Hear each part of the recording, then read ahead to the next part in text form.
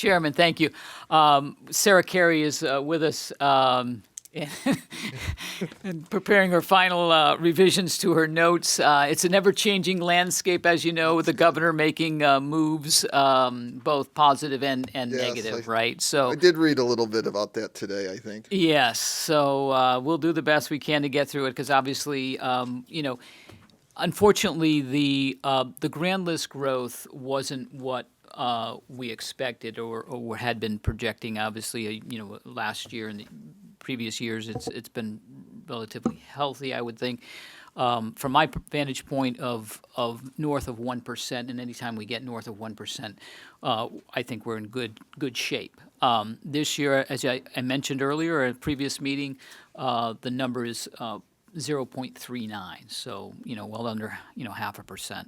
And there are some economic headwinds there, but basically it's the grand list is our engine that grows, and we're driving revenue from that. So there is that motor vehicle component and the veterans component that I think Sarah will be able to walk us through.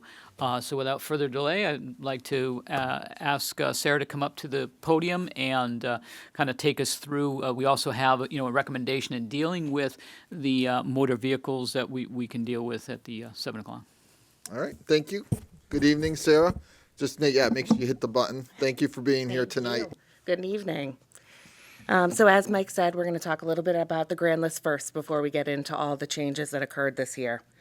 We were up overall 0.39% for our grand list, which I have to say was amazing. I want to recognize my staff for their hard work kind of going through all these changes that occurred this year and helping us out with that.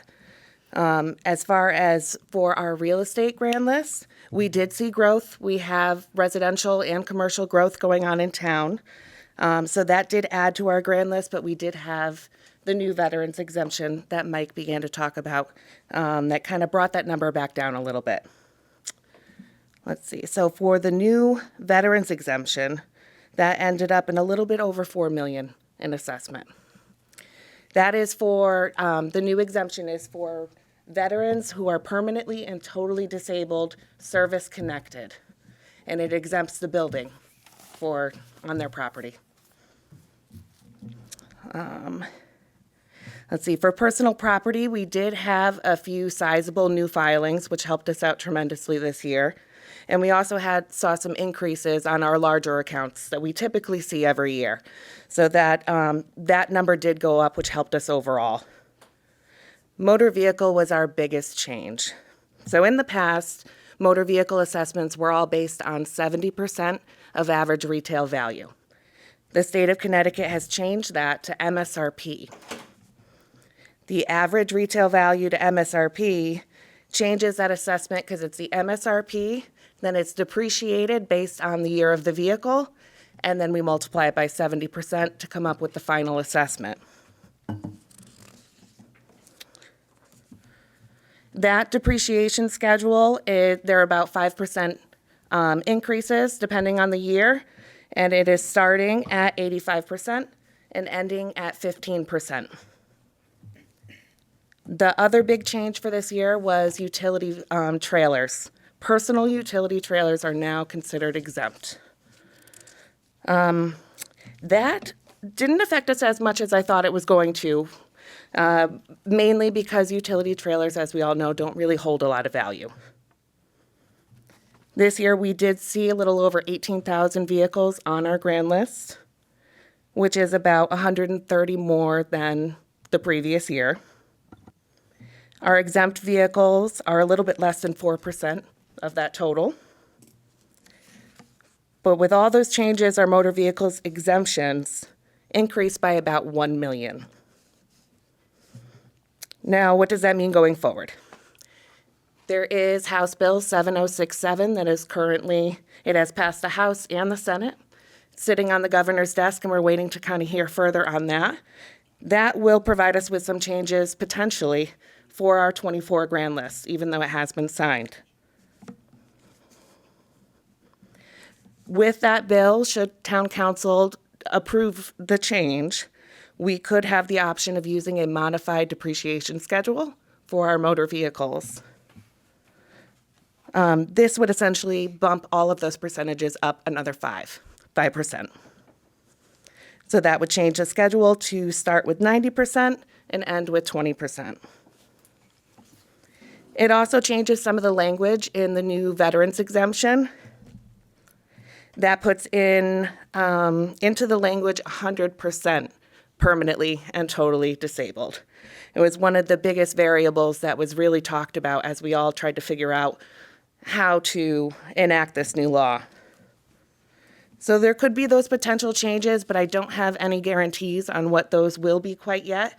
Once the governor makes his decision, then we'll have an idea of what we can do going forward. For supplemental motor vehicles, there was also some changes.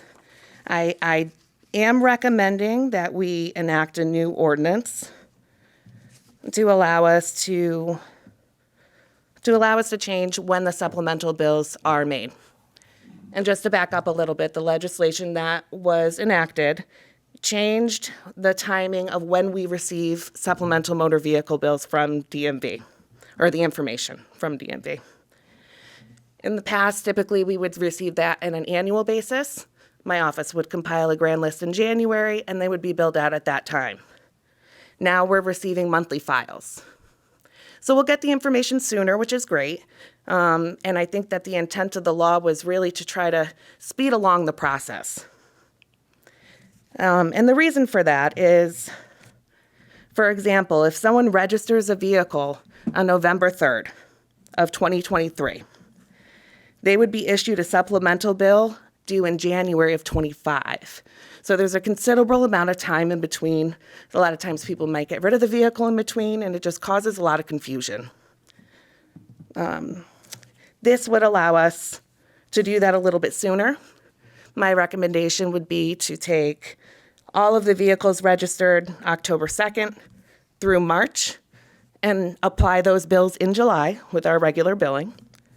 And then the second half of the year, April through September, to bill out in January with our other motor vehicle billing already. I think that will cut down on some of the confusion as well. July and January are our typical billing months. So for someone to be looking out for a tax bill, to change up the month might be a little confusing.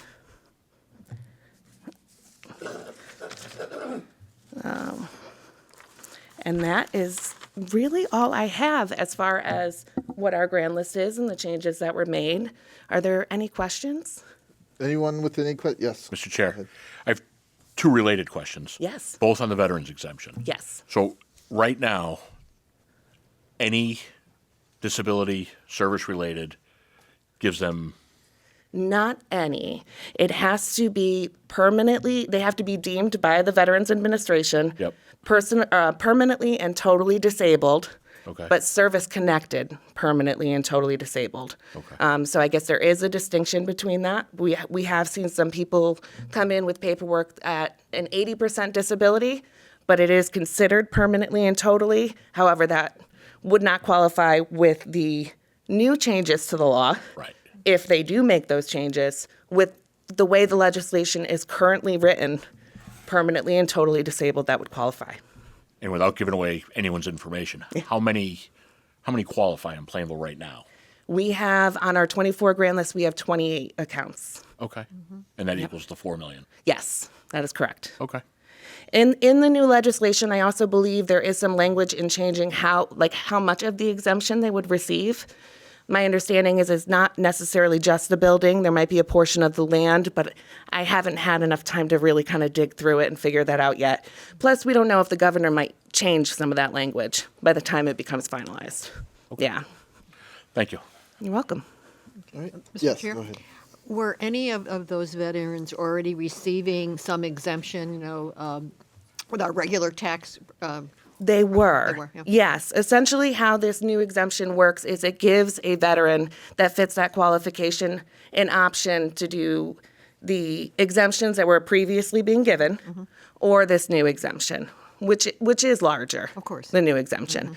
But it's one or the other, not both. And it if it ever changes as far as their determination from the VA, that would be the only time that we would change that. Right. Yep.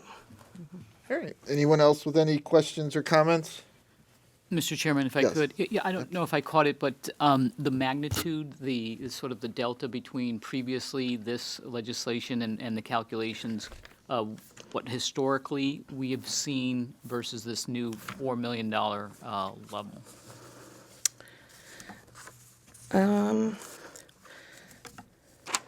If I don't know if that's possible, but. I don't have the exact number in front of me, but I know that our total exemptions it went up about a little over 10 million. Now that does include everything, not just veterans. So it's not the whole number, but I can get that information for you. Yeah. Yeah. Just so we have, in terms of scope and size. Correct, of yeah. What the impact is in terms of the delta of what we're trying to make up with that Yes. increased exemptions. Right. Okay. And Mr. Yes, go Chair, ahead. another question too. Now are all 28 owners or homeowners? Yes, They are. they are.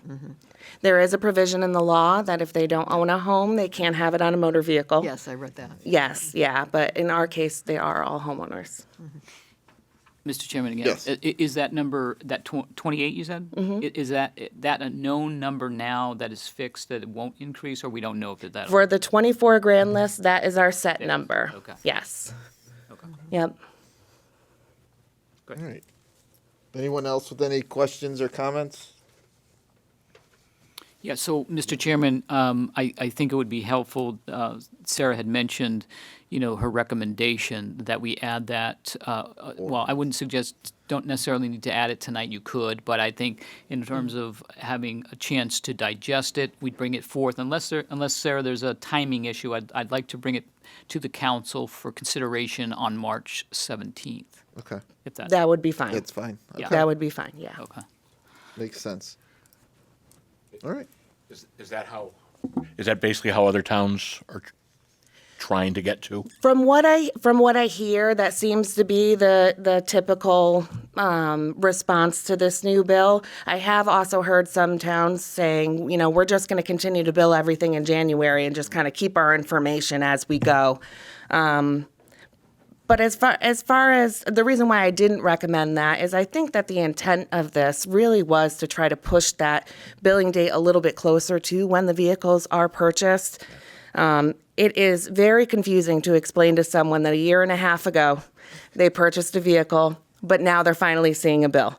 And most of the time it's, well, I was already billed for that in July, and it just gets very confusing. So I think the sooner we can do it, the better off for the public. I agree.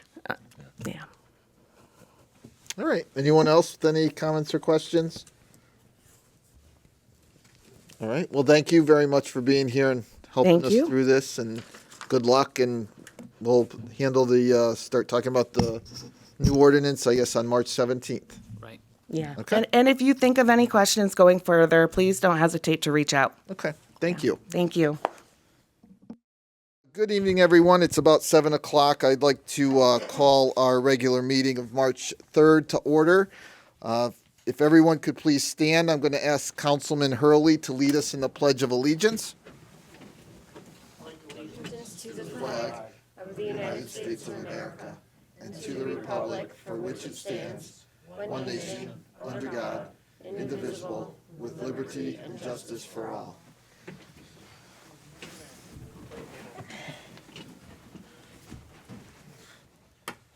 All right, thank you, everyone. Our first order of business tonight, we do have a presentation. We're going to talk about the Farmington Canal Heritage Bike Trail. Essentially, we're getting a presentation tonight. We will probably have some questions and comments from the council. I know some of you in the neighborhoods, we did our best to invite you and let you know that this was happening. But just to give you some background, this isn't certainly going to be the only meeting. We're not making any decisions tonight. My recommendation, and I'm sure the state's already thought about it, but we will have an opportunity for residents who potentially could be affected by this. Will have an opportunity to ask questions or make comments. Tonight is probably not the appropriate time. Just like I said, this is the first time we're going to hear about this as a group. So we will certainly keep you informed. We'll keep everyone in the loop. We are certainly not going to make any decisions without letting you guys, letting the neighborhoods know. So with that, I'm not sure if the town manager, do you have anything to say, or am I kicking it right off? No, you can kick it right off in the interest of time, and I'm not sure if Stephen, if you're the point, or Bill? I'll start. Okay, yeah. Stephen will start or kick us. Good evening. Hey, good evening, everyone. Good to see you all. So as I mentioned, we are here to discuss a new alignment for Phase 3 of the Farmington Canal Heritage Trail. Phase 1 and Phase 2 are nearing completion of design. So a little bit of background. On September 30th, we were in this room discussing the Route 177 alignment, really early involvement from municipality to try to understand some of their concerns as we design it. We don't want to get too far ahead in our design without getting public input, because public input really is what drives alternatives.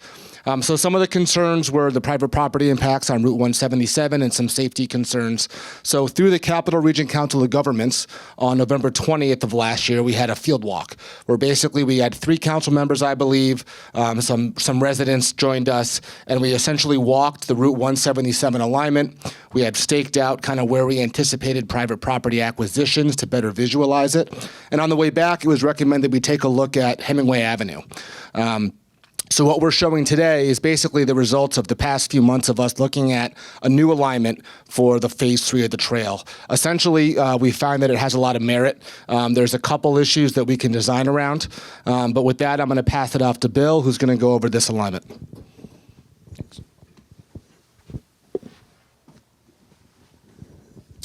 All right. Thank you, Steve, and thank you, Council, for having us tonight. Tonight we're going to be focusing on Phase 3 of the trail, primarily the Hemingway alternative alignment as requested by the Plainville Town Council. So the purpose and need of this project is to close the final remaining gap in the Farmington Canal Heritage Trail. The trail is planned to run from New Haven to the Massachusetts border, with about 80% of that complete now, and then the final remaining gap will be in Plainville for about 5.3 miles. That is going to be closed through 3 phases. Our Phase 1 section is the southernmost section, starting at Town Line Road. That's about 0.75 miles of trail. To the very north, we have the Northwest Drive section. So that's from Route 72 to Northwest Drive. It's about 2 miles of trail. And then the middle section is known as the Phase 3 downtown alignment. That's another 2 miles of trail. Primarily tonight, we're going to be talking about the downtown section, so a portion of that alignment within the vicinity of Route 177 and Broad Street and Norton Park.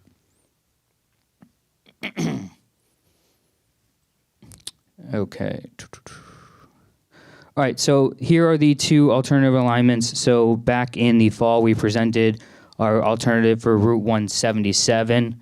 That alternative started in Norton Park here, followed along the Norton Park Trail roadway here, down to Route 177, where it crossed to the east side of the roadway, then continued along the frontage of the roadway to the north, where it there crossed the intersection of Route 177 and Broad Street. From there, the trail continues to the north on Route 177, until it crosses the intersection of Route 372 and then eventually crosses the Pequabic River. So then, after the field walk, we took the recommendations from Town Council and some of the feedback to look at an alternative alignment, which is outlined here in yellow, which we're referring to as the Hemingway Street alignment. Now, these 2 alignments do intersect at this point here at the intersection of Broad Street and Route 177, and then they have the same design moving north on Route 177, Washington Street.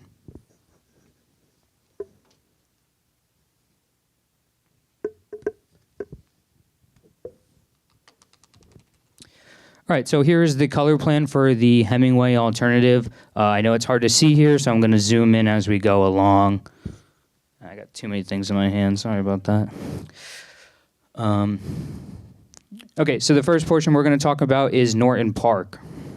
And please note that north is pointed to the right of your screen here. Norton Park is in the south, and then to the north here is Broad Street. So here's the existing conditioning, Norton Park, the existing aerial. We have Norton Trail. We have the existing parking lot adjacent to the swimming pool facility and the restored Farmington Canal Trail, or restored section of the Farmington Canal. And then here's a rendering of our proposed alternative for the trail under the Hemingway alternative. So one thing you'll see here is we relocated the parking lot slightly to the east in order to maintain the same shape and configuration. One of the comments we received during the field walk was there was concerns with trail users and children accessing the pool facility from the parking lot, and there was just concerns with that conflicting movement. So by shifting the parking lot to the east, we're able to put the trail a little bit to the west, right along that existing canal there. Now, in order to do that, we think there's a lot of merit to this alignment. There is a safety concern here, which we would like to address by some significant tree clearing. So we have about 20,000 square feet of tree clearing. That's that green shape there. The reason for this is because vehicles traveling south, particularly on Norton Trail, through that curve are traveling pretty fast. So there are sightline concerns for a new crosswalk there. So by clearing those trees out and maintaining that vegetation, we're able to provide better sightline to that crossing, and it's a safer crossing, and then we can avoid the conflicts with the pool users and the trail users at that location. Another thing we would like to do is propose a rectangular rapid flashing beacon at that crosswalk for safety, and potentially a raised crosswalk as well for additional safety. So as the trail continues, this is down to the bottom of the screen here. This is to the this is the northeast. The trail follows along the existing restored section of the Farmington Canal. The plan will be to avoid impacts to that restored section of the canal pretty much at all costs.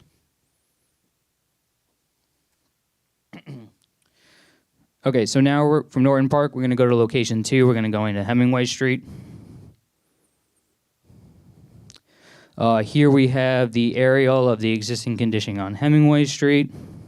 The pink lines represent approximate property lines on that, the eastern side of Hemingway Street there. And then here is the color rendering of our proposed design over Hemingway Street, and the circled area I'm going to zoom in on as well. So here is that zoomed in image. So the pinkish purple lines, those represent approximate street lines and property line. And then the dash pink line represents the existing edge of roadway limits. So approximately we have about 34 feet wide of pavement here and about a 50-foot right-of-way between the street line at this location. So how do we plan to build a trail on Hemingway Street? Our proposed design includes a 9-foot trail with a 5-foot grass buffer on the east side of the roadway, and that's typical for the entire stretch of Hemingway. And then leaving the on-street parking, so an 8-foot parking lane on that east side of the roadway. So now that's going to shift the center of the roadway there about 6 feet to the north, 6 to 7 feet, that's to the west, where we plan on having 10-foot lanes and then a 1-foot shoulder on the west side of the roadway. So on this side of the roadway here, we would not be touching, or very minimally touching, the existing grass buffer adjacent to that sidewalk, and that existing sidewalk will remain. So on the east side, you have the 9-foot trail and on-street parking, and then on the west side, the existing sidewalk will remain its current location. So as far as the trail along these property frontages here on Hemingway Street, the trail there follows the existing back of sidewalk. So the right-of-way impacts along that frontage are minor to none for the most part, where we're going to be following the existing back of walk. I say for the most part because we do have to do a little bit of grading behind the back of trail as part of our construction work.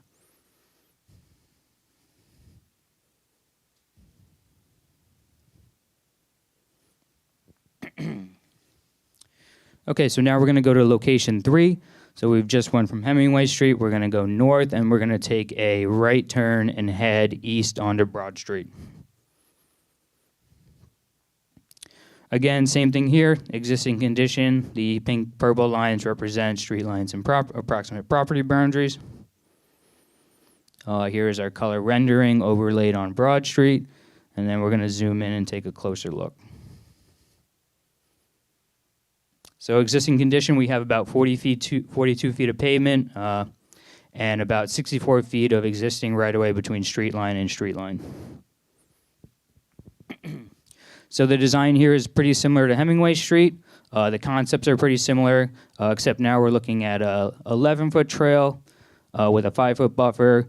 Again, we're going to keep the parking lane on what is that eastbound direction, 11-foot travel lanes for both lanes on Broad Street, and then a 4-foot shoulder to the north, and then similar to Hemingway Street, the intent is to leave what is the north side of Broad Street untouched, so maintaining that existing curb line, the existing grass buffer next to the sidewalk there, and then maintaining the existing sidewalk.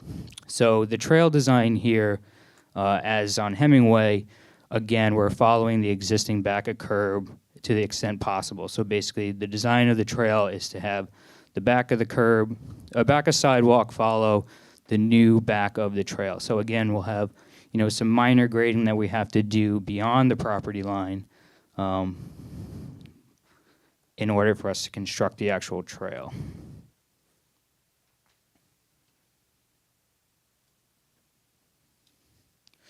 All right, so now we are in the bottom right corner here. This is location 4. We're going to take a look at the intersection of Broad Street and Route 177. This design is very similar, almost identical to the design at the intersection that we discussed back in September. Really, the only change here is now the trail is coming from Broad Street instead of Route 177. Okay, so here's the color plan overlaid onto the existing aerial. As you can see here the pink lines. Let me go back one. Represent the existing pavement conditions.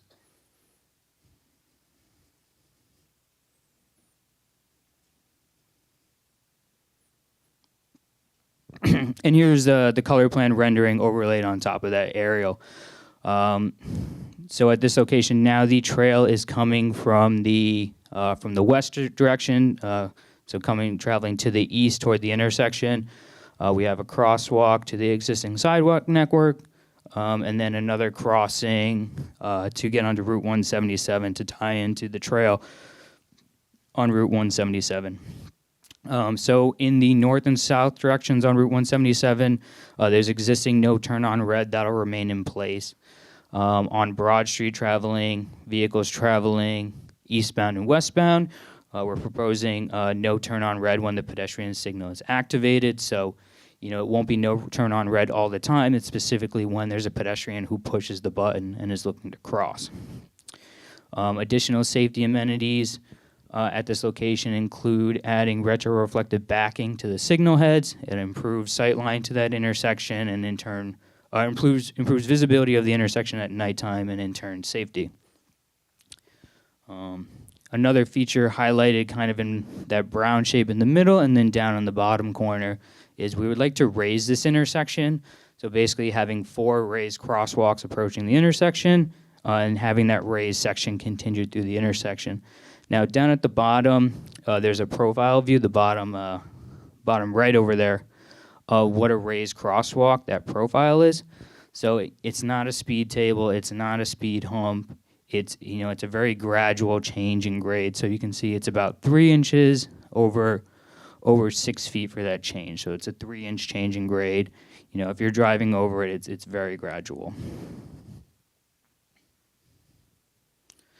Now, also in regard to this intersection, last time when we met, we asked the council if we could continue with some of our preliminary design activities, which included having a traffic analysis conducted at this intersection, which we have done and have completed. And what we found is by maintaining the existing lane arrangements, improving signal timings, we're actually able to improve the future condition of this intersection from a capacity standpoint.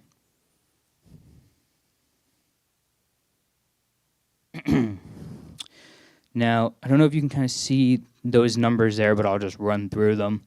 So here are the right-of-way impacts associated with this intersection. So our primary impacts are going to be at this property, 143 Broad Street. The reason for those impacts, it's about 700 square feet, is we're softening that curve, that radii of in between Route 177 and Broad Street there. The reason for that is for improved truck turning movement, make it easier for trucks to make that right turn movement.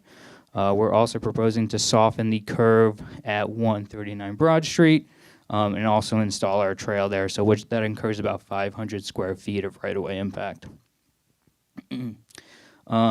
Some minor radii improvements at the other two corners, that would be at 11 South Washington Street and 136 Broad Street. With this alignment, we incur 0 square footage of impacts at 136 Broad Street, so I believe that's the real estate business there. And about 86 square feet of impact at 11 South Washington Street.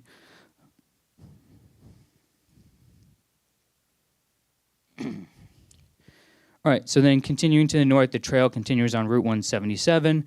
That alignment is currently identical to what was presented to the council previously and discussed at the field walk.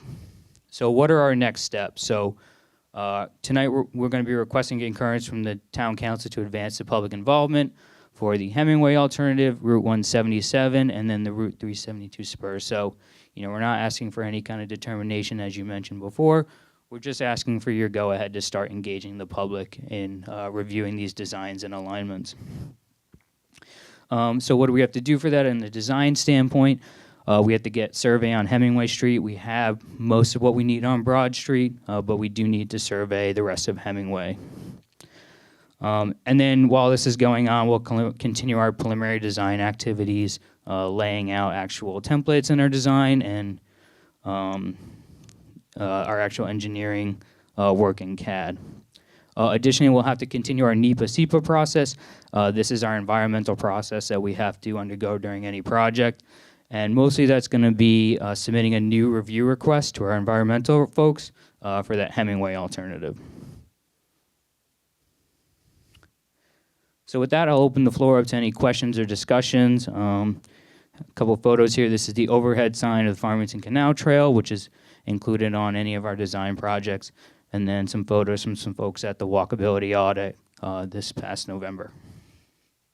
All right, thank you. I don't know, I'm sure we have several questions, but who wants to go first? No, it's not intentional. Oh, okay. I'm very interested in, first of all, how is this all going to happen and not disturb what's going on at the corner of Broad Street and right there? Okay. To me, I'm a former tractor trailer driver, and I always knew that was a difficult section to start with, to go any way through there. And you're shrinking everything. So how am I supposed to handle that? Say, to go north on Broad Street from 177 or the Washington Street. Go west on Broad Street. From Washington, I want to make a right turn onto, Nope. no, the other way. Heading south. Heading south. They're heading south. Heading south on 177. Right. He wants to take a right on Broad Street. Okay. Yep. So this pink line here, that's the existing curb line. We're shifting that back fairly considerably. So that's at 700 square feet of impact you see there. As part of our design, we run our analysis for a tractor trailer truck. And basically, what was determined is by shifting that radii back and, the impacts that we occur onto this property, tractor trailer is now readily able to make that right turn onto Broad Street. Oh, I'm sorry.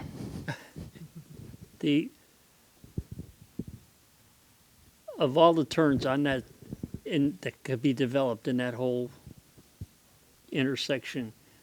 That's the best one that you can make. Going east on Broad Street, either way from 177, you're really tight going onto Broad Street, either way. So this movement from Broad Street south onto Route 177. Yeah. So yep. So again, there we're maintaining the existing edge of roadway there. Additionally, we have run our truck turning movements for. So this is a local roadway to a state roadway movement, and we are able to accommodate the SU trucks for that turning movement. Now, we're not saying that a tractor trailer truck is going to be able to make that turn. They can't now, but that's not really something we could accommodate in this design without really taking that house. Or without having very severe impacts to the corner of that property. I'll leave it at that. Somebody else ask a question. Well, I have a quick question. Sure. So from ground level, what would it look like? What would the trail look like from ground level? Is there any, I don't want to say a wall, that's not the right way, but any partition or any, how do you, on Broad and Hemingway, what would it look like if you were standing on the sidewalk looking across the street? So I would describe it as more or less like a wider sidewalk. There's no partition in between the trail and the residences. It can be viewed as a wider sidewalk. Okay. All right. But it would just be lines on the ground that would determine that, would show this is a bike lane or, bike trail or whatever. Yes, it will have pavement markings on the trail itself to Okay. determine that, correct. Yep. All right. Go ahead. Mr. You wanna- Chair. You mentioned that the trail would be a 9-foot trail on Hemingway Correct. and then 11 feet on Broad Street. And why would it, I mean, I know that's only 2 feet, but why would it be wider on Broad? So on Broad Street, there's, are we back on Hemingway? Yeah. All right. So on Hemingway, so we are allowed to go down to a narrower trail for a short section when there are conditions that warrant it. So on Hemingway, because the traffic volumes are low, we're a little more comfortable dropping down to a 9-foot trail for a couple of reasons. Because one, there's a sidewalk on the other side of the roadway, which you will be able to access readily from Norton Park. You won't really have to cross a roadway to reach that sidewalk from the park. Additionally, because the speeds and the volumes are low, if avid cyclists want to use the roadway itself to get from point A to B between the park and Hemingway, they can choose to do so, and potentially we could put bike sharrows in the roadway itself. So that's really our justification for dropping down to 9 feet on Hemingway. Again, it's a short distance. Over a longer distance, given the volume of trail use, we would not want to drop below the 11 feet proposed. Now, on Broad Street, though, there would still be sidewalks left. I mean, so that I'm still a little unclear why you would have to go wider on Broad Street, because a lot of walkers can certainly just take the sidewalk. In fact, some of the walkers may continue down South Washington, where there's sidewalks as well. Yeah. Yep. So on Broad Street, we're going to have faster speeds and higher levels of traffic. So trail users are going to be much less comfortable actually using the roadway should they choose to do so. Additionally, if they wanted to get to the sidewalk on the other side, so that's the north side of Broad Street, they would have to cross. We would have to install a mid-block crossing for them to get to that side of the roadway. One of the main comments from the Route 177 alignment was private property impacts, right? So really what it comes down to on Hemingway is we can match the existing back of sidewalk and have essentially no private property impacts. As we progress to the public and engage the residents of Hemingway, we can go wider than 9 feet, but that would incur a private property acquisition of 2 feet. Right, so given the context of Hemingway, it's acceptable to go to 9 feet. Context of Broad, 11 we need. We can certainly go to 11 on Hemingway, but that's something we would want to discuss. Right now, we're trying to do the minimal impact to private property that we can. No, actually, I was more concerned about it going to, rather going to 9 feet on Broad Street, thinking that would be better if it was less on Broad Street. I wasn't. I understand, I was not yeah. objecting to Yeah. the. So, with, I- and that's well, something. I may overall, but it's. Yeah, I was concerned that it had to be wider on Broad Street. Yeah. Understand. Yeah, we can sharpen the pencil, as they say, but we're still back to the right of way line on Broad Street, so we're still not incurring any private property impacts there. Correct. Okay. So just to summarize, so both streets you wouldn't necessarily at this point see any private property impacts. I don't want to say any, but Well, there will be minor grading that'll have to take place beyond Yes, yeah. for us to build the trail itself. Yes. Yeah. but I know one of the things with South Washington Street was a concern about, there was going to be potentially some impacts to private property, and it sounds like at least the way we're talking here, it does eliminate some of those concerns. Yeah, that's Some correct. degree. And then at least so on Hemingway and Broad Street, there's the existing sidewalk network on both sides. So we're maintaining the existing footprint between those two sidewalks. Whereas on South Washington Street, we only had the sidewalk on the southbound side. Okay. Yeah, we were talking about maybe a 2 to 3 foot acquisition on South Washington, where this would be a construction easement of a foot, maybe 2 feet. Maybe there's a 6-inch movement on that sidewalk, but for all intents and purposes, we're just tying into the back of sidewalk. Well, what I was Yeah, go hoping ahead. was that you could go narrower on Broad Street too, and maybe even eliminate the property acquisition. So on Broad Street, I would say at this point we do not have any property impacts or any significant impacts. We would not want, potentially we could see what we could do to play around within the existing footprint of the roadway and use the other side, the north side, a little bit more. But we did want to maintain the existing footprint of the sidewalk on the other side. But we will look into that for Broad Street. I would not recommend going below 11 feet on that section, given the nature of traffic on Broad Street and the fact that you would have to have a mid-block crossing to get to the other sidewalk. All right. Any other? Go ahead. Will there be any barrier between the bike lane and Broad Street? So there is a 5-foot grass buffer that'll be maintained between the trail and then the edge of curb on Broad Street. But no buffer in between the trail and traffic. So on this side of the roadway, you do have that 8-foot parking lane. The entree parking is present now. That would be maintained. So from the edge of trail to the traveling public, 8 plus 5, so what you have, 13 feet. Okay. Okay. All right. Anyone else with any questions? Yes.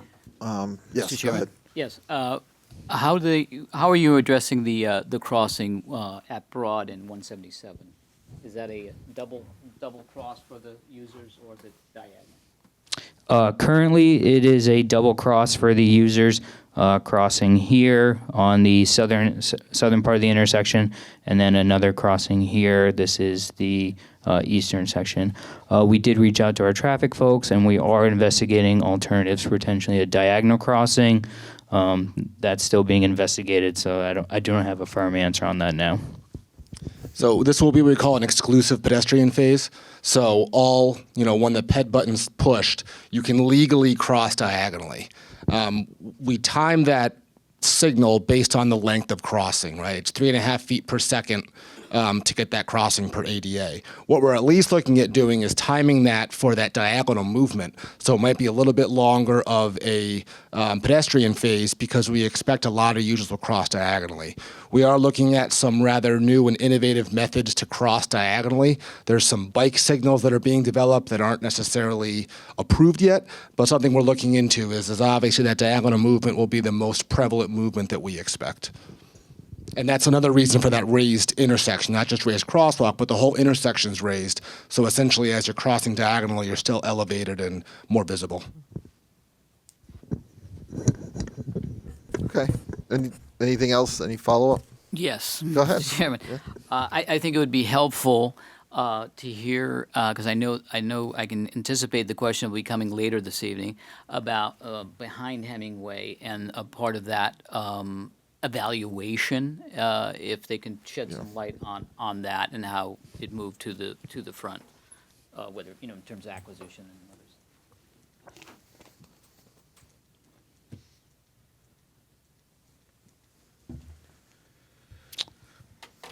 So I take it you mean through the woods in here?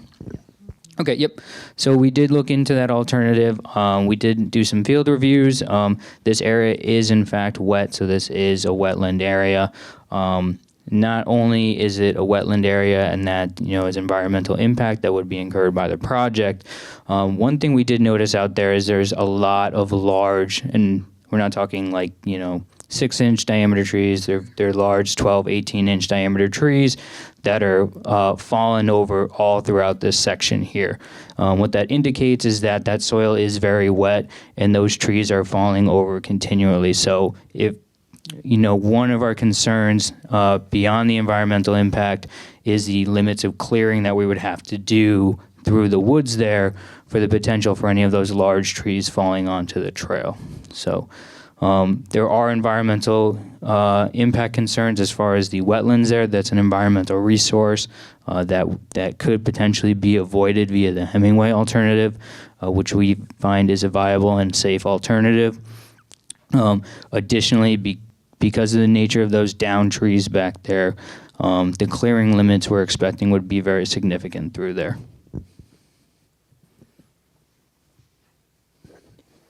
You can't bring that so that it would come across the people's backyards. Yeah, so saying going through the woods. No, now you went it too high. Bring it right across the backyards. I think when we look at those two specific alternatives and we look at the lack of private property impacts on Hemingway, that's what makes Hemingway so viable. If we had a proposed 5-foot acquisition in each front yard, that would make it a different, it would tip the scales, so to speak. But I think the impacts behind the properties and generally what we've seen from other trail projects with people, not wanting a trail behind their house, right? And that's something that we can certainly bring up at the public info. What's the difference between behind your house and in front of your house? I'm not saying this is my perspective. I'm saying this is the feedback we get from other public involvement sessions. Additionally, there are this property here. Their frontage or the back of their property extends to more or less where this pink line would extend, and you also have a private property at the intersection here. So there would be a fairly significant take from this property owner to build a trail and take through this property owner's side yard as well, which would put the trail fairly close to their side yard. Now, we have been told, at least through the grapevine, that owner may be agreeable to that potential impact. However, with rights of way, we never know who's going to own that property in the future. Yes. Yes. On the potential environmental impact, if you were to go behind the homes on Hemingway, I realize you would probably do like a wooden platform type of trail, not a paved trail. Correct. Through a wetland section, we would most likely have what we call a boardwalk structure. The intent of that is to limit the size of our fill slopes, to keep the trail high and dry, to keep those some of those impact quantities down. That was my question. Does that address some of the environmental concerns that you would have? It alleviates it some. It alleviates the square footage impact. However, it does not eliminate those impacts. And additionally, whenever you do incur environmental impacts, we also need to be able to justify that there's not a viable other alternative. Okay. Are there other parts of the trail that do have the boardwalks of this particular trail, or other ones as well? Yes, in Cheshire there is a boardwalk structure just south of, I believe that's Main Street, Scott? Yeah. Just south of Main Street, there's a boardwalk structure there. And under our Phase 1 trail at the southern limits by Town Line Road, there's a proposed boardwalk there as well. Over a wetlands area? Correct, yeah. That's a much shorter one, about 280 feet. It does have the potential of alleviating some of the environmental impact. The boardwalk structure did reduce some of the square footage impact. For that design alternative, however, our impacts were large enough that we had to separately construct a brand new wetland elsewhere to mitigate those impacts. In Cheshire?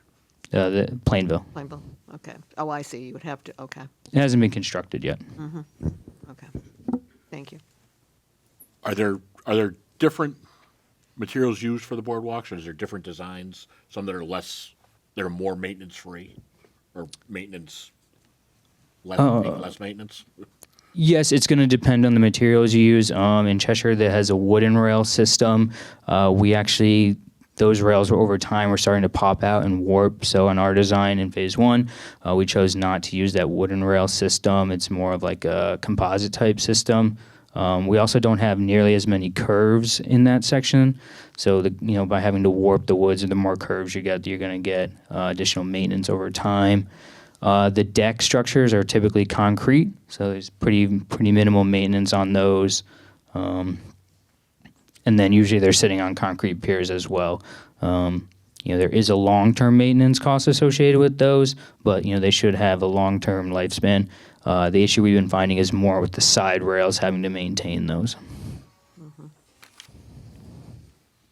All right. Anyone else with any question? Yeah, Go ahead. Keep going. Just two things. So you have to prove to go behind the houses. You have to prove there's not another viable option to be able to go through the wetlands. Is that basically what I heard you say? Yeah. So as part of all of our projects, especially when we incur environmental impacts, we have to take our design to Army Corps of Engineers and DEEP as well and present our design.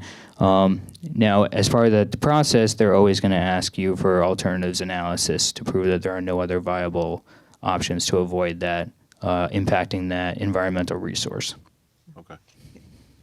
And now, is the impact, would that stretch all the way to Broad Street, or is the wetlands more toward the Norton Park part of Hemingway? It's more towards the Norton Park area. It's kind of hard to see here. Can you kind of see where the trees might be a little bit shorter, kind of in this aerial section there? It's hard to tell. Typically, that indicates you're kind of in a wetland condition, or the soils might be a lot damper. So it's primarily in this section here, but it is pretty wet. And if you went with that, you said it quickly, but it kind of intrigued me, you would actually have to construct another area of wetland? Depending on the size of the impact, that could potentially be requested of us by Army Corps or DEEP, yes. Interesting. We had someone email us and ask about where the trail, Southington and Plainville are meeting. There's some questions on where Southington is going to end. There are ongoing discussions with Southington. Unfortunately, I'm not the guy to answer those questions for you, Steve. I'm not the guy either, but I know a little bit more. There's some. Southington is going through a couple different alternatives, perhaps using the rail line. However, the plan, regardless of those two alternatives, will still terminate in the same spot at Plainville. So it actually doesn't impact our trail. It's south of that where they are figuring out how it gets there, but that terminus is the same. Thank you. That was Correct, yeah. So the Town Line Road location is still the same, yeah. There's a short section where there are discussions with their town council. all right. Anyone else? Any questions? I just before we kind of summarize our next steps here, I do have to go back. I hate to go back to phase 2, but we had a gentleman in the spring. We allow. Essentially, it's a racing group. They race bicycles on Northwest Drive. And you talked about the raised crosswalk. And the gentleman just expressed concerns about the fact that on Northwest Drive, I think it was Northwest Drive, I forgot the intersection, if it was Johnson Avenue and Northwest Drive, that a raised crosswalk there, the fact that we do allow them to race bikes every spring would be a potential issue for them, whether or not they could actually continue to use that particular route. So, and I don't expect an answer tonight. We did say that we would just relay that concern, and I'm not sure if you guys are involved in that phase necessarily, Yes, but that is one thing to consider, I guess. I am happy to speak to that one. Yeah. It came up at the public information meeting when we had phase 2. Okay. And my recommendation was the raised crosswalk is there for the safety of the trail users. Yep. 365 days a year, Yep. right? We have pedestrians crossing, we have folks on cycles, we have families with children crossing that road. The bike race is 1 day a year. If they have to slow down at that one spot, so everyone has safety on the trail, 365 days a year, we're gonna build the trail in the interest of safety, right? And I agree with you, and just, when you say raised crosswalk would be similar to this situation where it's, a 3-inch incline over 6 feet in my head, I kind of thought about more of a speed bump than in my head when we first talked about it. So, this is a little bit different than what I had in my head. So it kind of, helps clarify, but I understand what you're saying. But we did just want to relay that information, and I wasn't aware that this is something that's already been discussed or brought up. And we spoke to him, and I think that's a common misconception is we see these out in the wild and you assume that's what we're constructing. But there are a lot of speed bumps that are not built to even the speed bump specification. Okay. This is designed sinusoidally, not to get technical, but more gradually so that it's a lot easier for bicyclists to drive over it while maintaining a lot of those safety measures. Okay. So it would be like this, 3 inches and 6 feet? Correct. All right. So I guess if there's not any other questions from any council members, I guess the next steps. I mean, certainly I would like to engage the public. It sounds like one of the next steps. I know you're looking for the council to give you some, whether it's just all of us agreeing to move forward with this, at least with the public involvement phase. So I guess the council, is there anyone that doesn't think we should engage the public at this point? Oh, no, we definitely got to engage. So we are agreeing to engage the public at this point. Is this something time frame? Are we looking at something that's going to happen in the next couple months, 6 months? Do you have an answer for that yet, or is that something you'll kind of? So the first thing we're going to do is going to get that additional survey on Hemingway Street. Before we talk with any property owners, we're going to want those down to the minute numbers for the actual design on Hemingway. Right now, we're just going off of aerial and field measurements, so that survey data is going to be pretty critical. However, as to when we start engaging the public, we will reach out to the town manager's office and kind of let them know when those activities are starting. There's a lot of residents in this area, so we still need to game plan how we want to do that, but we'll continue to coordinate with the town manager's office when we get to that time. Would you say maybe this summer? All right, because the only other thing I would just suggest is, if we could have at least a month or so lead time to any meeting, just so we have some time to reach out to the residents and people we want to reach out to. Yeah, we typically, we don't schedule them within 8 weeks, so we try and go Okay. for 12 weeks, and then part of that is sending letters to each affected property owner, Okay. doing some targeted outreach. We make sure we have a lot of time, because if they don't show up or know about it, it's a moot point. Yep. So yeah, it's a lengthy process. And what we've been doing recently is more of an open house style where we have boards, we have a number of engineers to answer questions as opposed to a hearing format, right? So we can actually talk to the individual residents, perhaps doing a meeting on Hemingway with some residents. We're always available to come out for the more affected residents and kind of answer some of those specific questions as well. Okay. And we would probably help with that as far as, organizing. If people want to go that route, we certainly can help. And then Steve mentioned that we'll be sending out mailings for that public involvement. It's not just the homes located on those streets; it's any resident within 500 feet of the project, any direction. Okay. All right. Yes. Go ahead. My question varies. What if we were to be suggested to come down Broad Street with the trail, keep the Broad Street, keep coming where you got to stop there, keep it coming down towards the next set of railroad tracks, but there's Canal Street and then another street that are there that would take you over to West Street. There's like Church Street down there, Yeah, Canal, Church Street there. Church and Canal. Yeah, Church then Canal. In other words, instead of making the Yeah. bike trail go north at that intersection with South Washington, have it keep going on Broad Street. Yeah. So this is broad here. Yeah. This is pretty small. Have it keep going on Broad Street. And rather than picking up either come down Broad Street, and you'll pick up the Church Street or Canal Street, and come across to West Main, and then West Main to wherever you were going to go. No, not there. Have it go into the woods. Yeah, so that was that's very similar to the original alignment presented to us from the CROG study, the gap closure study. So the issues, I'll start with the woods up here. So this entire area is part of the Pequabic River floodway. So that's a sensitive flood area. Basically that is not environmentally permittable really at all, given that floodway.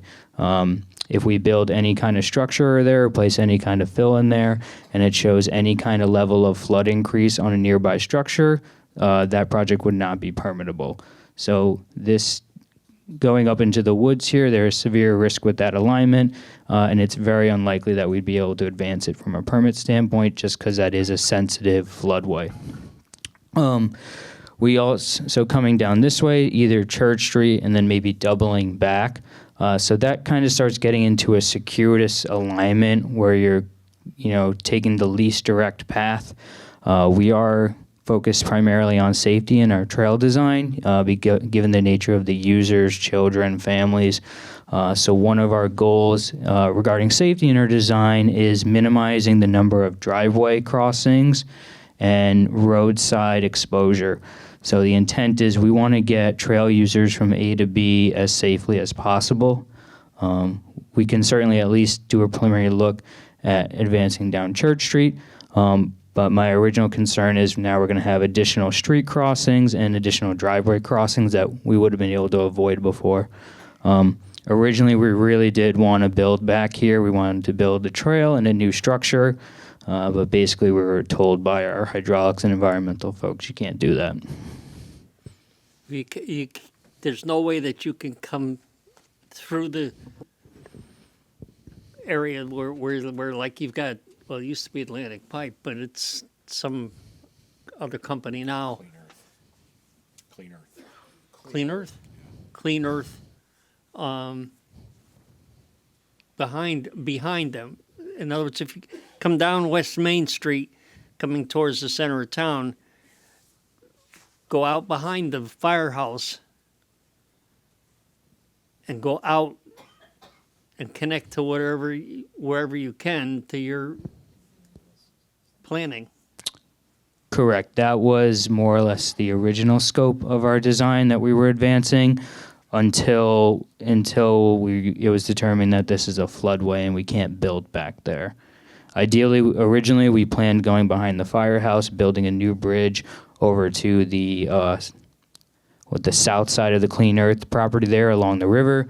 That was our design, that was our alignment, that's what we were advancing until we met with the regulators regarding that floodway area, and they said more or less that's not going to be permittable.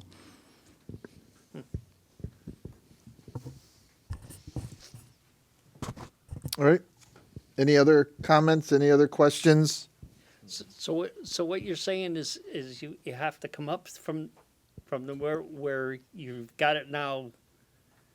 You have to come up through the woods, up past the cemetery to 177, and then left onto 177 to connect down here. Correct. Yes. So this bridge here, this is the Pequabic River. This is Bridge 1485. Originally, another idea we wanted to is build a separate structure off of that bridge for the trail. Again, they said that won't be permittable because it's going to show an increase in that flood on adjacent structures. So what we're doing here is now we're just widening that existing structure instead of building a new bridge. And even then, we may have to consider using the existing footprint of the bridge as much as we can in order to get the trail across the river here. So really, this is the only location at Bridge 1485 that we can cross the river, unfortunately.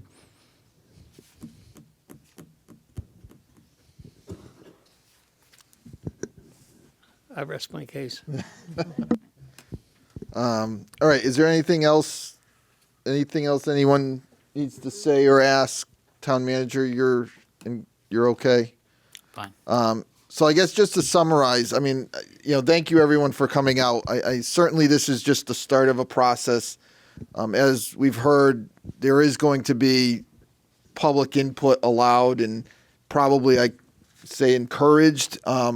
It does sound like it's going to be something that's a few months away, maybe towards the summer, but we are going to get a good amount of lead time. It sounds like up to 2-3 months lead time, so we certainly are going to keep you in the loop. We're hoping that the next time we meet, you'll be allowed to get some public input, get some questions answered. It sounds like it's more of a one-on-one in some aspects situation where we'll set stuff up and you can walk around and ask questions to specific individuals. But I want to thank you for being here, and certainly we're gonna keep you in the loop, and I hope you can take that away from you tonight, regardless of what you heard or what you kind of liked or disliked about what you heard. But there is going to be more input from the community. So thank you again. Thank you for coming back. I don't know if there's anything else that needs to be said. No, not on the subject. No, we'll coordinate Okay. and we'll push out information as it becomes available. All right, and I guess at that point, thank you. We'll conclude the presentation. Everybody's welcome to stay for the rest of our meeting, but I understand you may have some more important things to do tonight. But we'll take like a quick 3-4 minute break so that if you do need to leave, you can go ahead and do that, and we'll kind of clean up and get reorganized with some of our displays here. Thank you very much. Hey, thank you, everyone. We are going to reconvene the council meeting at this point. We just finished item number 1, presentation, so we'll move to item 2, public hearing. There is none scheduled for tonight. We can move to item 3, minutes of the previous meeting. Mr. Chair, Councilwoman Christopher. motion to approve the minutes of the February 18th, 2025 regular meeting. Second. Oh, Motion in a couple seconds. Is there any questions, comments, changes? All those in favor? Aye. Any opposed? Motion carries. Announcements and reports. Does anyone have an announcement or a report this evening? Mr. Chair? Yes, go ahead. I was able to attend the celebration last Friday at the Plainville Senior Center, celebration of Sean Cohen, who's the director of the Senior Center. It was her 50th anniversary of being employed as the director of the Senior Center. She came back in 1975. And I was asked to speak, and so I did speak briefly, and I, really expressed, I'm sure the feeling of everybody up here, how much she has done for the senior center and for the town. It's really become a model senior center for the state of Connecticut, and just tremendous with all her dedication and talent and time over the years. Truly amazing. All right, thank you. Mr. Chair? Yes. Capital Projects Building Committee met last Wednesday, February 26th, to choose which firms would be selected for interviews for construction manager at risk for the middle school Renovate Like New project. 6 firms responded to the RFQ/RFP. After quite a long deliberation process, the committee chose 3 firms they felt were the most qualified to be interviewed. Those interviews will take place on March 5th and March 6th. After the interviews, the committee will decide any construction manager at risk and send the recommendation to the town council to be voted on at March 17th meeting. All right, thank you. Anyone else with the announcement or report? Mr. Chair, Yes. just a reminder that tomorrow there is a ribbon cutting at 2:00 at TCG Candles, which is located at 98 Whiting Street. And there's another ribbon cutting in Plainville, and that will be on Thursday, March 20th at 3:00. And this is at Boot Barn, which is at 282 New Britain Ave in the plaza with Aldi's. So yay, I love boots. Okay. All right. Anyone else with an announcement or a report? All right. We can move now to item 5, appointments and resignations. Item number 1. Mr. Chairman, Councilman Underwood. motion to accept with regret the resignation of Thomas Wichrowski, planning, from the Planning and Zoning. Second. We have a motion and a second. Any comments or questions? All those in favor? Aye. Any opposed? Motion carries. Any other appointments or reappointments this evening? And just before we move on, thank you. There is a manager's minute about some of the vacancies we have in town. So if you get a chance on pretty much any social media outlet, you probably can find it. Again, it's the manager's minute. He does explain that we do have some vacancies and some openings in some of our boards and commissions. So please feel free to reach out if you are interested in helping out the town. Let's see, we are past item 6, so we are actually up to section 7, the town manager's report. Wait, report. Board of Ed liaison? Well, that's the third Monday. Oh, Town right. I'm sorry, town attorney. How could I forget you? You're very forgettable. I have no problem with that. Thank you, Mr. Chairman. This is very briefly. I've already, the Charter Revision Commission had its initial public hearing, and the Fire Department Subcommittee has had 2 meetings already, and I thought that everything so far, everyone's working really hard, and I think that we've gotten a lot of really good information, and I really have been very happy with the way things have gone so far. If anybody have any questions, I don't have anything else, really. All right, any questions for the town attorney? All right. Thank you, Mr. Chairman. Thank you. So now we're up to item 8, report of the town manager. I'm just so excited about the town manager's report tonight, so, I got ahead of myself a little bit. That's all right. I am happy to report there are just 4 items, and then we'll close, have Andy close with happenings. Item number 1 is the lease of the former landfill for solar energy. This essentially is a project you approved and awarded at the February 18th meeting for a solar system on the landfill that was awarded to Verigy Holdings, Inc. for an annual lease payment to the town of $53,796, and the proposal by Verigy was for a 975 kilowatt system that offered the best likelihood of success with a slightly better economics than another proposal from Green Skies. Prior to signing the contract, the town council will need to send this project to Planning and Zoning as part of an 824 referral. And so there is an item under new business to refer the solar energy project to the Planning and Zoning Commission for their review. And then once they've taken action, they'll come back to the town council, and then we can proceed with signing of contracts and getting that underway. Item number 2, I wanted to give you a quick update on the next bond issuance. So I'm recommending the town council issue a new round of bond funding totaling $9 million. It would include $6 million for a 5-year road improvement plan, $1 million for new public works facility that would include money for land acquisition and design, $1 million for various municipal projects that would include a library roof, HVAC units, roof for the municipal center and HVAC units, fire department and senior center HVAC units, and $1 million for various Board of Education projects. The date of the bond referendum is scheduled, or is anticipated to be scheduled for June 3rd, 2025. And the bond resolution and necessary documents will be prepared for the next meeting on March 17th, 2025. Item number 3 is the request from Trump Inc. Manufacturing. The town, Plainville, received an email from the corporation requesting a name change for Johnson Avenue on the northerly side of Northwest Drive that continues into the town of Farmington. There are no residential homes or commercial properties located on that section of road in Plainville. There is one structure belonging to Aquarian Water Company, and they have no objection to the name change. The official name being requested is Leibinger Way in honor of former chairman and owner Berthold Leibinger. I have coordinated with the town of Farmington, and the town manager in Farmington will be bringing this to their council at their April 7th, 2025 meeting.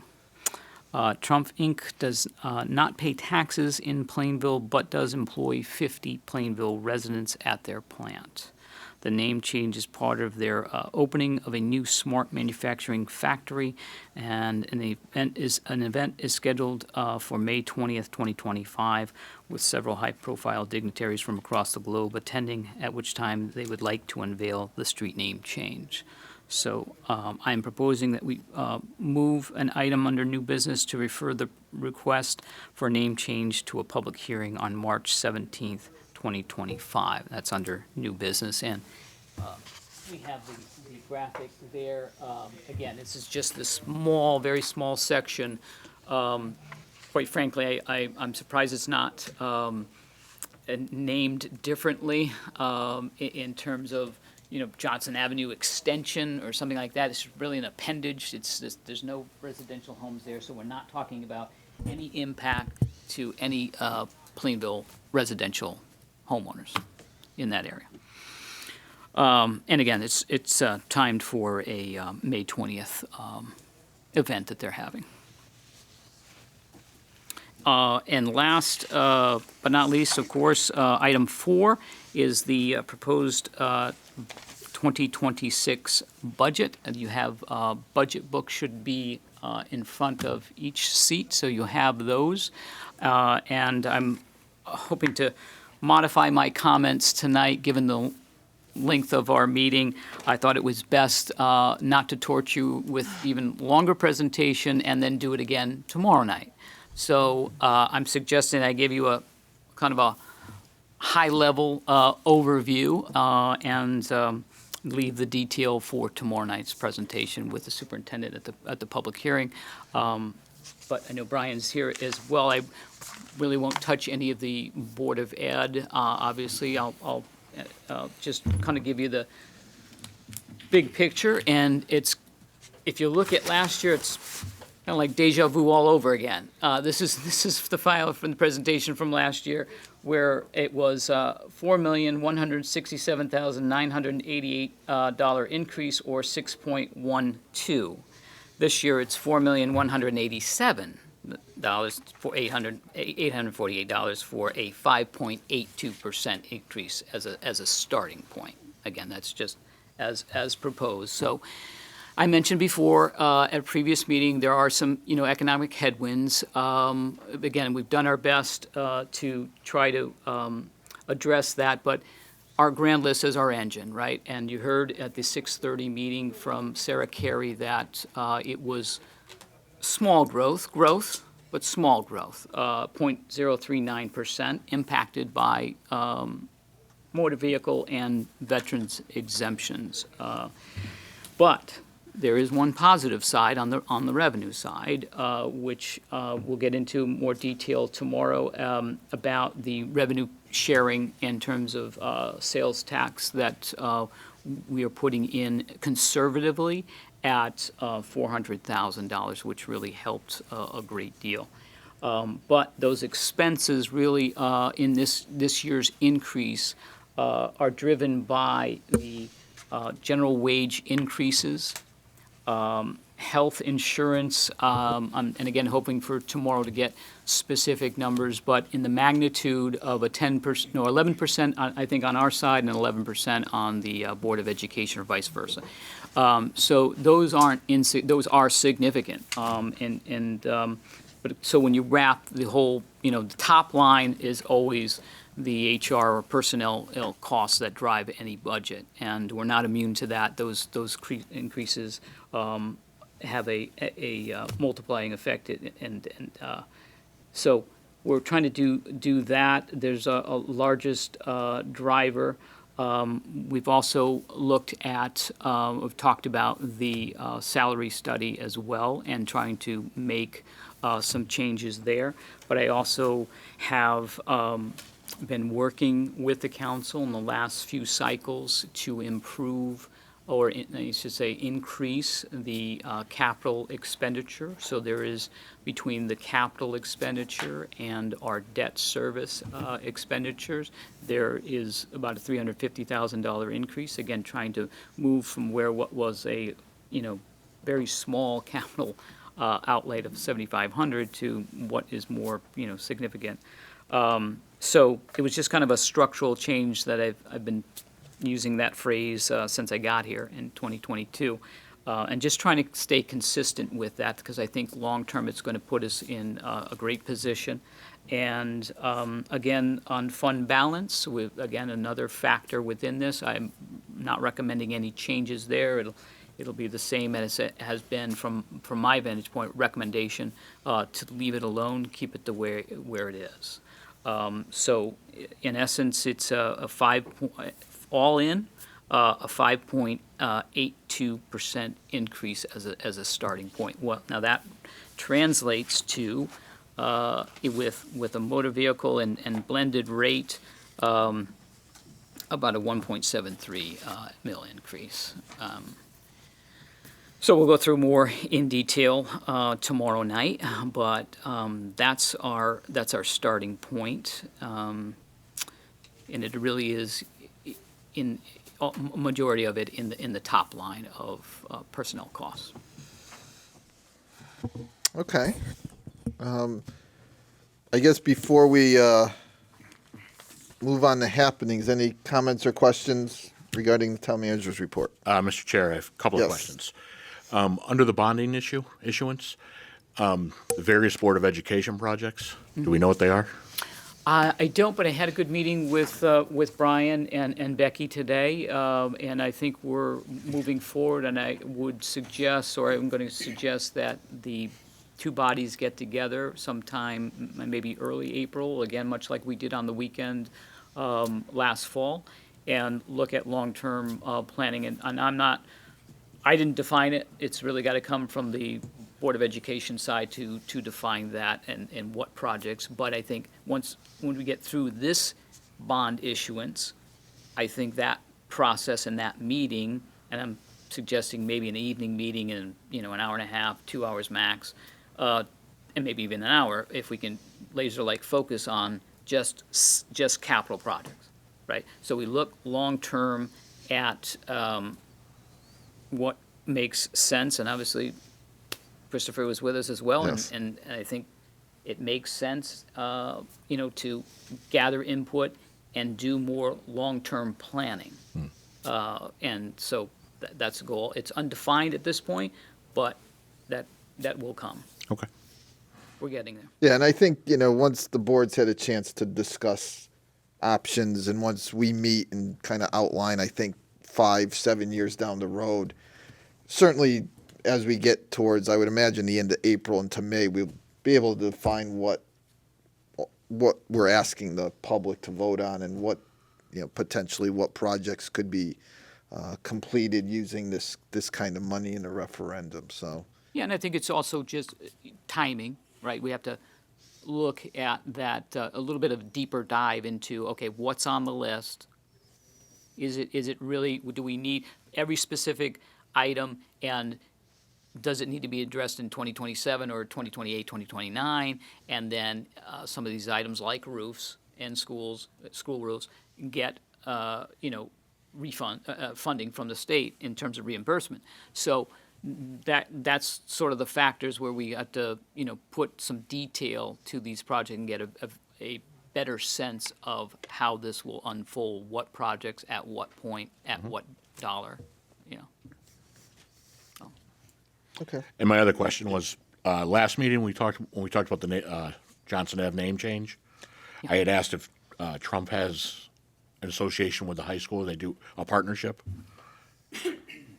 Yeah, I don't, I apologize, I didn't get that unless Andy did. I did not get that. We did. I did look into that. I talked to Sue Bradley. Yep. They do partner with the school on a variety of internship opportunities. So Good. There is a relationship. Okay. Good. Thank you. All right, anyone else with a question or comment regarding the town manager's report? All right. Okay. Thank you very much. Going to hand off to Andy for happening. Time for happenings. Time for happenings. Brief today, so we'll get through it quickly. Just a couple items from the Senior Center. And again, for all programs related to the Senior Center, you can call them at 860-747-5728. And all programs are free and open to the public unless otherwise indicated. Income tax preparation appointments began in February. They are hosting AARP tax aid and Vita tax aid free programs for anybody who is considered low to moderate income taxpayers. These tax preparations are completed by certified volunteer tax counselors. And if individuals are interested, they can set an appointment. Appointments are accepted now through Tuesday, April 8th. So that's on Tuesdays now through Tuesday, April 8th, or on Fridays up until April 11th. And again, for any questions, you can call the Senior Center. Caregiving Connections will be meeting on Tuesday, March 11th at 10 a.m. This is an opportunity to connect with other caregivers at the Senior Center to support one another on journeys to recognize the challenges and frustrations of 24/7 caregiving. And finally, Grandparents Raising Grandchildren will be meeting on Tuesday, March 18th at 10:30 a.m. And this is an opportunity to share resources, ideas, struggles, joys, and more with other grandparents who are raising their grandchildren. That's all I have today. Brief. All right, thank you very much. Quick question. Go ahead, yep. Did Sneha give you the business cards? Yes, the business cards for the coalition. Yeah. Yes, I do have them. I can grab them after the meeting if you'd like. Or I just wanted to give them to the council members. certainly, yes. Okay. This is the community resource guide. Sneha, the youth services director, I believe throughout town set up brochures and informational flyers with little business cards that individuals can take. There's QR codes on them to access the online guide. There's also hard copies as well. So I'll grab a few after the meeting for the council. Thank you. You're welcome. All right, thank you. Anyone else before we move on to public comment? All right, so thank you for the reports. At this point, we'll move to item 9, public comments. Anyone who wishes to address the council may do so. Please step forward to the podium, give your name and address. You'll have 3 minutes to make your comments. The first ring means there's 30 seconds left. The second ring means time has run out, and I will turn it over to Mr. Kislick. Thank you, Mr. Bezerko. I want to go first so I could get home. This is almost as bad as a Board of Ed meeting. Anyway, first... But almost. I don't mean to take up 5 seconds, but almost. You hear that, Becky? Almost. First, a comment on that trail. I mean, it's a joke. You got so many hazardous areas. If they went to Farmington Avenue, to Town Line Road, you'd probably save a ton of money and it'd be just as hazardous as anything else. Anyway, that's not my issue tonight. My issue tonight is naming that very small section of Johnson Avenue. Now, from what I heard from the last meeting, Mr. Johnson might have been instrumental in when Plainville formed off of Farmington. And so here's a man who did something for town. Now, I always thought that we name roads and school buildings and stuff after somebody who did something for this town, like Officer Robert Holcomb, who was killed in the line of duty, or our town manager who passed away while he was our town manager, and schools like Tofflon, Wheeler, Trask. This person is not Trump. This person is somebody who formed their company a long time ago. I have to ask, is he a citizen of the United States of America? Most likely not.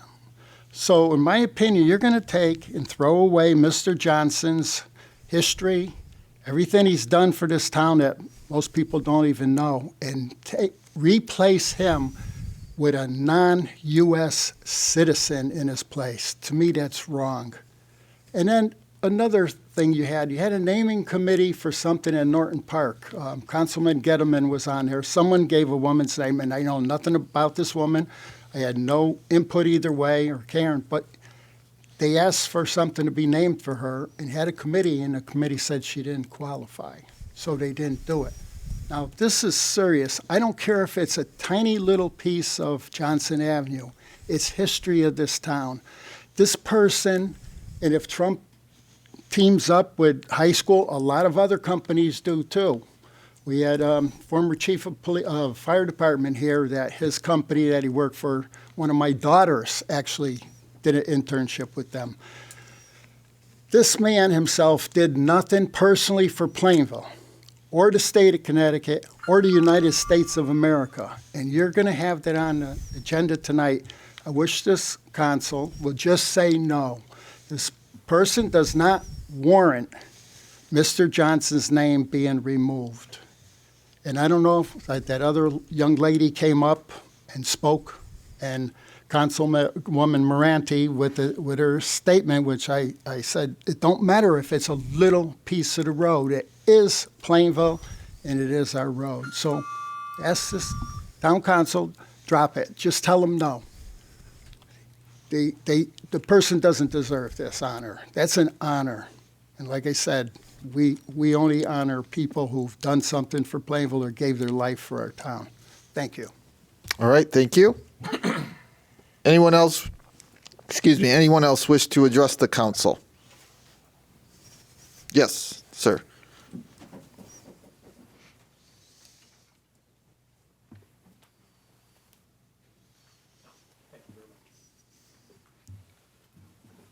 I apologize for not being at the podium, that's so I right. could just show you some pictures from Northwest Drive. Matt, if you could just. And just your name and I'm address Matthew first. Stewart. That's I'm all. the director of the Frozen Four bike race. Yes. By the way, this Sunday we did have 151 riders in that wonderful weather on Sunday. This is the view coming down towards the intersection that I had a concern with the speed bump. And as you can see, the viewpoints are fantastic there. Nobody's going to surprise anybody crossing at that intersection. But what I wanted to point out to you was basically if you made that intersection at Spring Lane a three-way stop, you would not have a problem with traffic crossings. You would keep your people safe, and we'd still be able to maintain the race. I just wanted to kind of give you an idea of what it's like coming through that corner for our racers, if I can get this to play. Yeah, maybe it won't. It should. It's a weird mouse. Okay. I mean, what's a presentation without technical difficulties? You know? Well, that's true, but I thought I had this dialed in. Oh, let's try this one. Maybe this one will work better. Okay. This gives you an idea how fast they're coming into this corner and how tight we are. If we have even a short raised crosswalk right there, I will have to move. I will have to cancel the race. We can't do it. But if it's a three-way stop, you have the perfect intersection, which to. And the thing I talked to with the gentleman outside was basically talking about the safety of the path. And I have.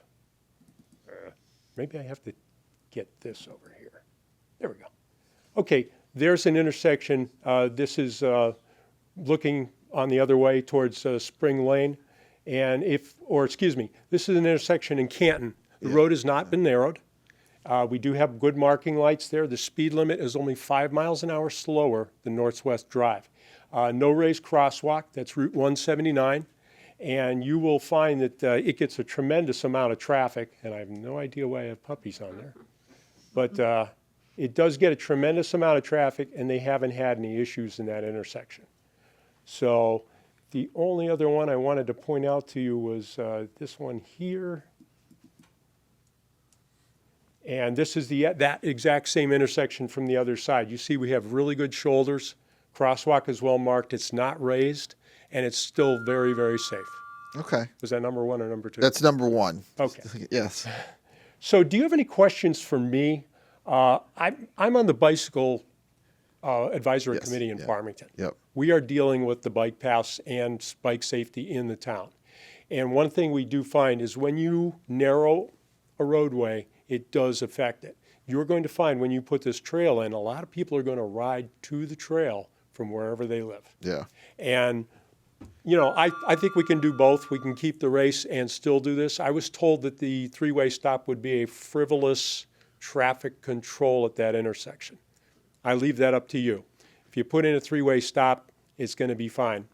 That's my opinion. Thank you. And that's, my plan would be obviously to re-engage at some point with the state as we get into phase 2 a little bit more, because to me it doesn't seem like it's an unreasonable request. I mean, I know some people may disagree, and that's fine, but I would like to have further discussion, I guess, with the state. I am a big fan of being safe. I ride a lot.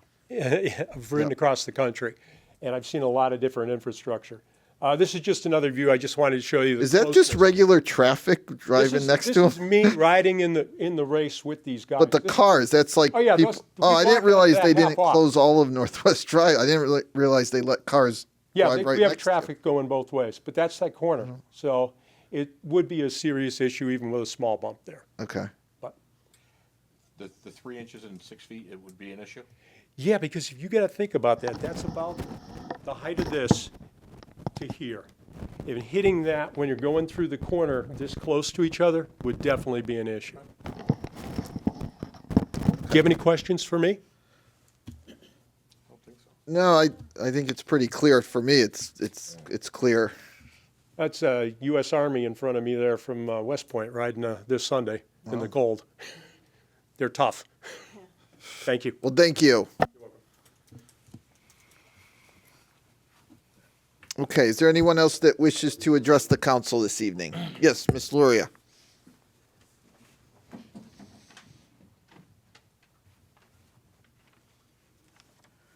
Roberta Loria, 18 Perrin Road. In regard to the previous minutes on February 18th, I did submit something. Is that okay? Thank you, sorry. Roberta Loria, 18 Perrin Road. In regard to the previous minutes that you approved earlier, I did submit something to the email that was suggested. Yes. I think I don't know if I didn't do it in enough time. If that is the case, it would be helpful if you put the time on the website when that should be submitted, but something was submitted. And you had a question about something that was in the minutes regarding something you said or didn't say, correct? Yes, sir. Okay. And do you know? And I'll give you a little extra time because I'm asking questions. But when did you send that email? I sent it today, this afternoon. Okay. So which is why I'm suggesting if I didn't do it in enough time, it No, would be helpful yep. if that would be included on the site when the cutoff is for anything Okay. like that. And if we, You're we'll desperate for helpfulness to you. and we will take a look at, if we need to make changes, we certainly can go back and, amend the minutes if we need to. That's very kind of you. Because we approved them tonight doesn't mean we can't go back. Thank you. That's very kind of you. It was mentioned by our guests this evening that, they like doing one-on-ones and that kind of a setup regarding the trail. And I know people were out there for quite a long time, and I'm sure it would be more helpful, particularly with a project this large and the impact that it has on so many people, that it be put in a format where people can ask questions that everyone can hear. As we know from experience with this group, based on your September 30th meeting, they had a 27-minute presentation, but you had 40 minutes of questions. I'm willing to bet that based on the questions that were being asked out there, they should be recorded, number one, for all to hear. I just think the challenge with that is you've got individuals who are hearing one thing. By having it recorded for all to hear, nothing can be misconstrued, nothing can be put in a different format. So that's really important, particularly for something like this. So while they may like it, for this type of project, it's not a good idea. I understand if they want to have stuff outside for people to see tables and things like that, but any types of questions should be for all to hear, because I think that will help you and it will help everybody else. You had to conduct the meeting. However, I'm sure there were questions out there that would have given you a light bulb to say, I should have asked this, this, or this, and you could have done that. Sadly, they're gone now. I would love to know more about these grants. Seems that they seem to know it, and yet we still don't. But yet we are we have to abide by something we don't know what's in it. Councilman Hurley alluded to going down Broad Street by Canal or Church Street. Based on that, if you're going that far down, for heaven's sakes, just go all the way down to Farmington Avenue, which is what many folks have been saying. And I know they alluded to many driveways. The reality is, as this gentleman said earlier, it's working fine in other areas. So there's really no logical reason why you have to disrupt so many folks so other people can be entertained. Which is why, again, why we got to go back to this grant and know what's going on. There's too much vagueness in terms of what's being said. So recordings are very important. Thank you. All right, thank you. All right, and anyone else wish to address the council this evening? All right, we will close public comments. We have no old business that we need to take up with tonight, so we can move to item 11, new business. Anyone care to make a motion? Mr. Chair, Yes, Councilman Gittleman. make a motion to submit an 824 referral to the Planning and Zoning Commission regarding leasing former landfill acreage for solar energy. All right, a motion and a second. Any comments or questions? All those in favor? Aye. Motion carries. Item number 2. Mr. Chair? Councilwoman Moran. A motion to establish a public hearing on Monday, March 17th, 2025, at 7:00 p.m. in the Municipal Center to hear public comment regarding a street name change request from Trump and Company for the section of Johnson Avenue from Northwest Drive to Hyde Road in Farmington, Connecticut. Second. Motion and a second. Any comments or questions? All those in favor? Aye. Any opposed? All right, so we'll have a public hearing at our next meeting on that. And item 3, Mr. Chair, Councilwoman Christopher. motion to approve the tax refunds as listed on the addendum. Motion and a second. Any questions or comments on the tax refunds? All those in favor? Aye. Any opposed? Motion carries. Other discussions of interest. Is there anything else, council or town manager, assistant town manager, anything else we need to discuss tonight? I do not have anything. All right. Just a reminder, we do have the public hearing on the budget tomorrow night, 7:00 in the council chambers here. If nobody else has anything to discuss, we can entertain a motion to adjourn. So moved. Second. We have a motion and a second. All those in favor? Aye. We are adjourned. Thank you very much, everyone. Have a good evening.